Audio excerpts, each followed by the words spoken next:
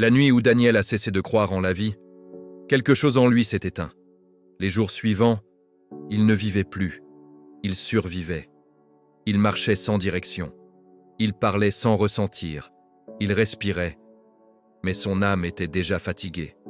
Un matin, il se regarde dans un miroir fissuré, ses yeux sont vides, son visage marqué par la douleur. Il ne se reconnaît plus. « Qui suis-je devenu ?» murmure-t-il.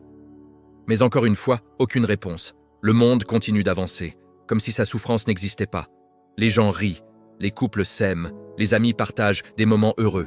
Et lui, il est seul, profondément seul. Un jour, affaibli par la faim et le désespoir, Daniel s'effondre dans la rue. Personne ne s'arrête. Les regards passent, mais aucun ne reste. Dans ce moment, il comprend quelque chose de terrible. Dans ce monde, personne ne viendra te sauver. Mais alors qu'il est allongé au sol, les yeux à moitié fermés, une voix douce se fait entendre. « Pourquoi abandonner maintenant ?» Daniel tourne légèrement la tête. Une vieille femme, debout devant lui.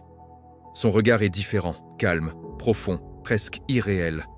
Elle ne lui donne pas d'argent, elle ne lui fait pas de promesses. Elle lui tend simplement la main. « Relève-toi !» Un simple mot.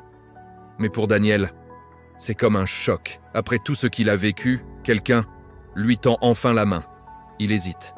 Son cœur lui dit de refuser, parce qu'il a trop souffert. Mais une petite voix en lui, celle qu'il croyait morte, lui dit « Essaie encore, une dernière fois ». Daniel serre les dents et prend la main de la vieille femme. C'est faible, mais c'est un début. Ce qu'il ignore encore, c'est que ce moment va changer le cours de sa vie. Si tu es tombé, ce n'est pas la fin. Même au plus bas, il suffit d'une seule main pour tout faire basculer.